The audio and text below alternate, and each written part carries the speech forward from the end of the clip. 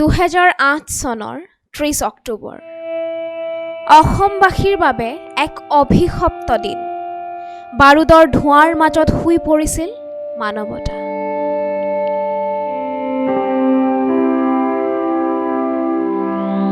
আপোনজনক হেৰুৱাৰ বেদনাত নিথৰ হৈ পৰিছিল সময়। বুকু সুদা হৈছিল বহু মাতৃৰ, বহু পিতৃ হৈছিল পুত্ৰহাৰা। ৰংহীন হৈ পৰিছিল বহুতৰে কপাল।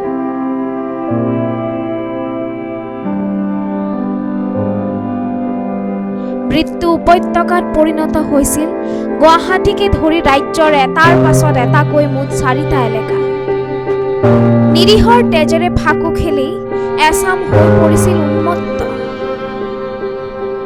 88 জনৰ মৃত্যু প্ৰত্যক্ষ কৰি অসমবাসীৰ চকু সেমেকি উঠিছিল।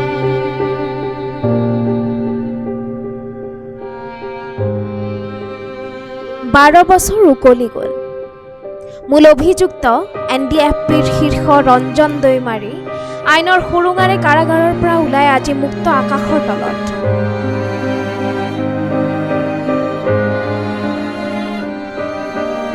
ৰাজনীতিৰ মেৰপেচত সোমাই পৰা দুৰ্ভগীয়াসকলৰ কোনোৱে চৰকাৰী সহায় লাভ কৰিছে, আন একাংশ আজিও বঞ্চিত। কিন্তু তেওঁলোকে যি হেৰুৱালে সেয়া জানো কেতিয়াবা ঘূৰাই পাব? Bureau' report, Brahmaputra live, Guwahati.